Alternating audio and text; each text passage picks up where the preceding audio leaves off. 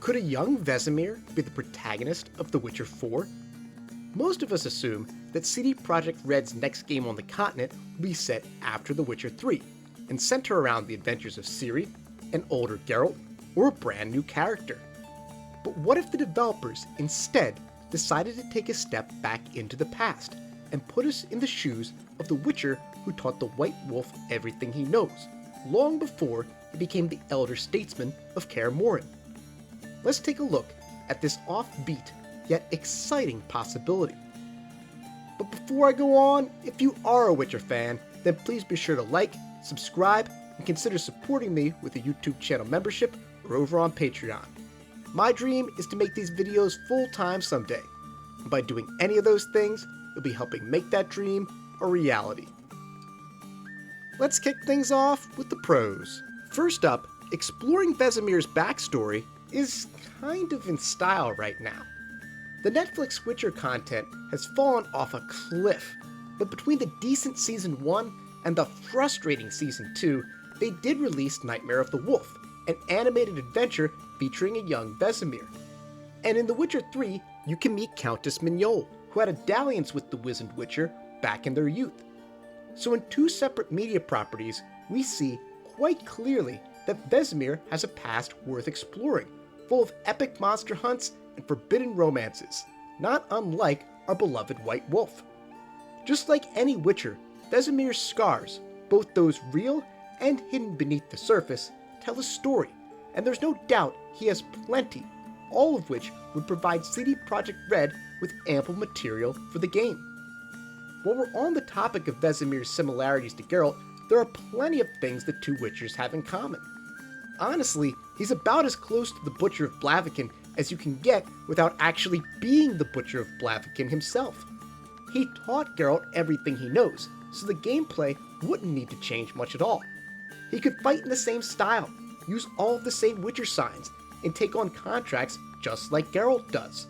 So if CD Projekt Red's goal is to create a game that feels familiar structurally, but doesn't compromise the ending they gave the White Wolf in The Witcher 3, then rolling with a young Vesemir would be a fantastic option. At the same time, giving the keys to a young Vesemir would still allow them to explore some new gameplay elements as well.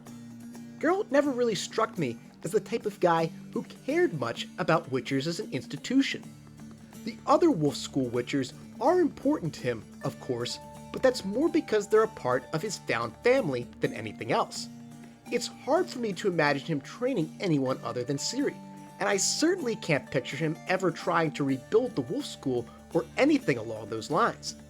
Vesemir, on the other hand, is different in this regard. He quite clearly cares about the state of the Brotherhood, as evidenced by how invested he is in the lives of Geralt, Eskel, and Lambert, and how often he talks about fixing up Kaer Morhen.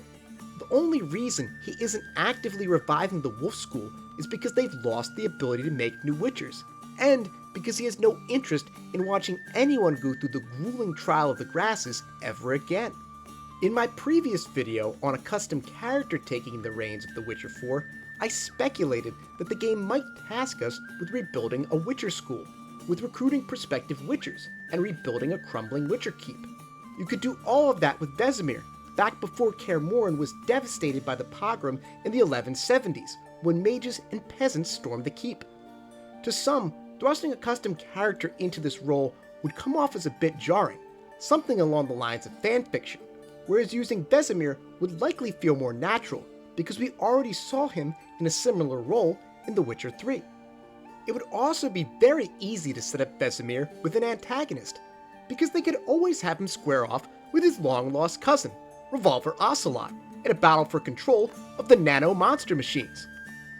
Just kidding, but hey, is it just me, or do these two look suspiciously similar? But what about the School of the Lynx, which we know will factor into the game in some way? Well, as I mentioned in my initial video covering some recent news on The Witcher 4, based on a statement from Talsorian Games, the developers of The Witcher TRPG, who have a close relationship with CD Projekt Red, it sounds like some pretty significant changes to the lore might be on the horizon. Perhaps the School of the Lynx is a long-forgotten Witcher school that Vesemir will need to seek out in order to rebuild the Wolf School. But just like every possibility we've covered so far, handing over the steel and silver swords to Vesemir does have some issues. While it would allow them to tell a similar narrative and carry over many of the gameplay elements from The Witcher 3, it doesn't provide much room for growth.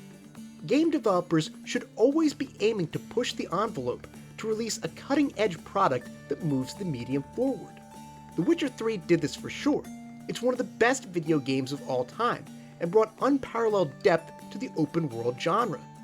If CD Projekt Red wants The Witcher 4 to be viewed in a similar light, they can't do that by just repeating what worked before. At the same time, unfortunately for Vesemir, there's nothing he does that Geralt can't do better.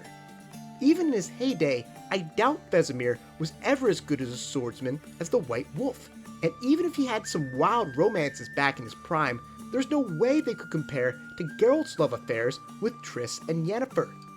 As a result, rolling with Vesemir has the potential to feel like we're at the controls of a less exciting Geralt. And why would we want to do that when we could just fire up The Witcher 3 all over again? It would also present some issues from a world building and narrative perspective. Taking us further back in the timeline would remove us from so many of the storylines CD Projekt Red has created, like the Third Northern War, and most of their original characters, like Vernon Roche and Letho. Even if they're moving away from Geralt and Ciri, it does sound like they want to have them return in cameo appearances, or something along those lines. That wouldn't be possible with a young Vesemir in the top spot. I mean, I guess young Geralt could make an appearance, but that sounds a bit too much like the Obi-Wan Kenobi series for my liking.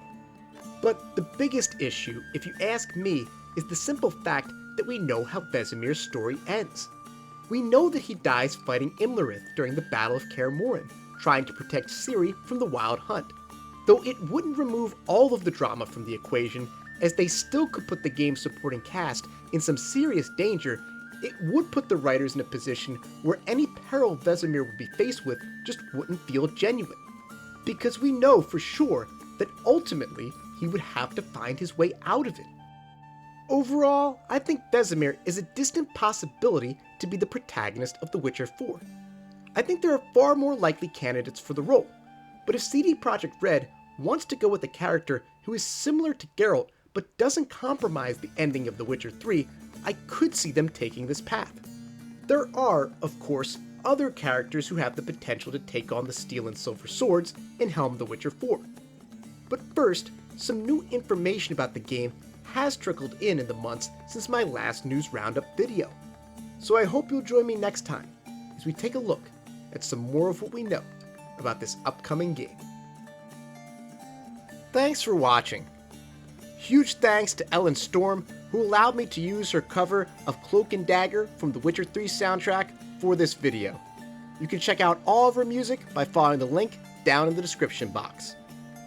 Big time shout out to all my silver and gold tier channel members and Patreon subscribers, including James Pruitt, Raven Lampkin, Corey Matson, Gustavo Balabi, Little Caesar, Reed, and Pythonian, who get early access to these videos thanks to donations of $5 to $10 a month. See you guys next time.